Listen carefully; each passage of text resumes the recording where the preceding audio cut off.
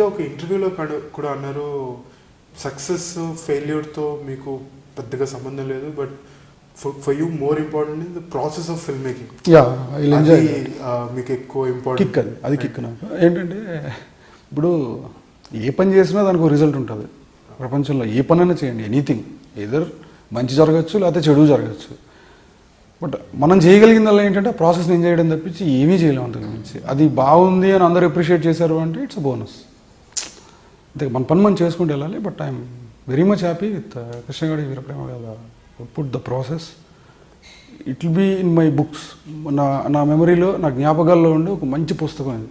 Okay, another book.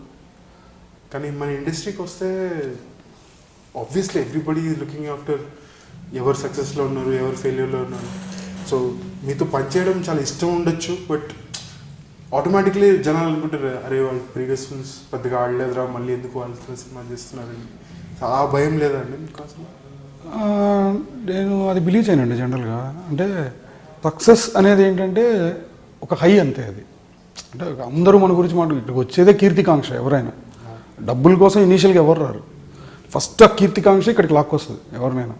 So ఇప్పుడు like మన పని మనం చేసుకుంటూ వెళ్తూ ఉంటే దానంతటా అది వచ్చే యాడ్ అన్నది అంతే కదా. మన పని మనం చేసుకుంటూ వెళ్ళిపోతున్నాం, మనం కరెక్ట్గానే చేస్తున్నాం, మనకు నచ్చుతుంది. ఇది ఇప్పుడు డెఫినెట్గా సినిమా బాగుండటం అనేది ఇట్స్ గ్రేట్ థింగ్. ఫస్ట్ అందరికీ నచ్చడం అనేది. అది థియేటర్లో ఆడిటోరియంలో కూర్చున్న 1000 మంది వాళ్ళ ఏ మైండ్ సెట్లో వచ్చారో మనకు తెలియదు.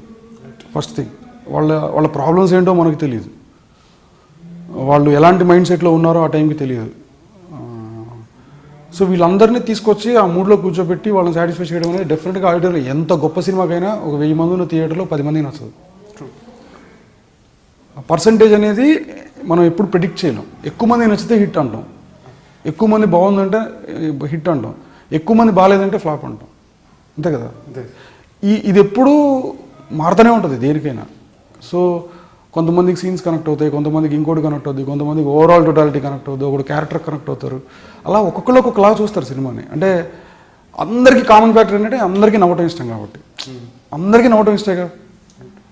సో అందుకు ఎక్కువ మోర్ ఓవర్ ఎంటర్టైన్మెంట్ అనేది ఎందుకు మెయిన్ స్ట్రీమ్లోకి వచ్చింది, అదే ఉంటే బాగుంటుంది. నవ్వడం అనేది పెద్ద మ్యాటర్ ఎందుకైందంటే, స్మైల్స్, కామెడీ అనేది ఎందుకైందంటే అందరూ కనెక్ట్ అయ్యే ఎక్స్ప్రెషన్ అది. ఇప్పుడు ఒక సీరియస్నెస్ అందరూ కనెక్ట్ అవుతారో లేదో తెలియదు, ఒక ఎమోషనల్ సీన్ బాగా చాలా దగ్గరగా ఉండేది, అంటే చాలా డెప్త్ ఉన్న ఏదో కంటెంట్ చెప్తూ ట్రై చేస్తాం, అది ఎంతమంది కనెక్ట్ అవుతుందో తెలియదు. బట్ అందరూ కనెక్ట్ అయ్యే కామన్ ఫ్యాక్టర్ ఏంటంటే నవ్వటం. అందరికీ ఇష్టమే నవ్వటం అనేది, ఎవరు వద్దంటారుగా లైఫ్లో. సో అది ఎక్కువ ఉంటే సినిమా అది కమర్షియల్ అని ఎందుకంటారంటే ఎక్కువ ఎంటర్టైన్మెంట్ ఉండే అది వాట్ ఎవర్ కామెడీ ఉండటం అనేది అందరు కనెక్ట్ అవుతారు. అంటే థియేటర్లో ఉన్న 1000 మందికి గ్యారంటీ ఎక్కువ మంది నచ్చుద్ది, ఎందుకంటే ఇది కామన్ ఫ్యాక్టర్ కదా. ప్రతి ఒక్కరి జీవితంలో నవ్వు అనేది అవసరం. సో అందుకు అది ఉండాలనుకుంటారు. అది లక్కీగా ఉంది దీంట్లో.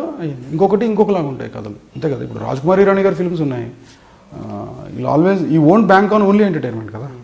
అది జస్ట్ ఒక సైడ్ లేయరింగ్. ఇప్పుడు 90 MBBS తీసుకోండి, లగేరోహు తీసుకోండి, 3 Idiots తీసుకోండి, పీకే తీసుకోండి, ఆయన చెప్పే ఎలిమెంట్స్ అన్ని చాలా హార్ట్ టచింగ్ ఎలిమెంట్స్ ఉంటాయి. అంటే గ్రేటెస్ట్ థింగ్స్ వైబాబు ఇలా కూడా చెప్పచ్చా, ఇదేంటిది, ఇది అసలు అది ఒక వండర్ఫుల్ నెరేషన్ అది ఆయనది. అది రాజ్కుమార్ ఇరానీ గారు హృషికేష్ ముఖర్జీ గారి సినిమాల్లోనే చూశాను నేను. అలాగా ఒకటే సీన్లో ఏడిపించేయటం, అదే సీన్లో నవ్వేయటం, అది గిఫ్టెడ్ క్వాలిటీ. అది చాలా తక్కువ మందికి ఉండేది. అది దే ఆర్ బ్లెస్డ్ అంతే. మన అదృష్టం ఆ కాంటెంపరీ టైంలో మనం ఉంటాం, మన సినిమాలు చూడటం గుడ్. అంటే రన్నింగ్ టైంలో ఇప్పుడు కొన్ని సినిమాలు చిన్నప్పుడు ఎప్పుడో వచ్చేసి ఉంటాయి, మన థియేటర్లో చూస్తుంటారు, అరే ఇది మనకి థియేటర్ ఎక్స్పీరియన్స్ లేదని బాధపడతాను. వీఆర్ సో లక్కీ మనం సినిమాలు చూస్తున్న టైంలో వాళ్ళు సినిమాలు చేయటం, మనం చూడగలగటం కాంటెంపరీ. సో అది చాలా రేర్ క్వాలిటీ. అది హిట్ ఫెయిల్యూర్ అనేవి ఏముంటాయి, that won't effect me definitely. మహా అయితే ఏముంటుంది, ఇంకొంచెం కష్టపడాలి ఇంకో సినిమా కోసం, పోతే హిట్ అయితే ఇమీడియట్గా ఉంటుంది, పోతే కొంచెం కష్టపడాలి. సో వీఆర్ ప్రిపేర్డ్ కదా దానికి కూడా. అంతే, Baahubali it's love story again కనపడుతూ ఉంటుంది. లవ్ కాన్ఫ్లిక్టే. ఇప్పుడు ఫస్ట్ హాఫ్ మనం ఫస్ట్ పార్ట్ చూసాం, దాంట్లో ఏంటి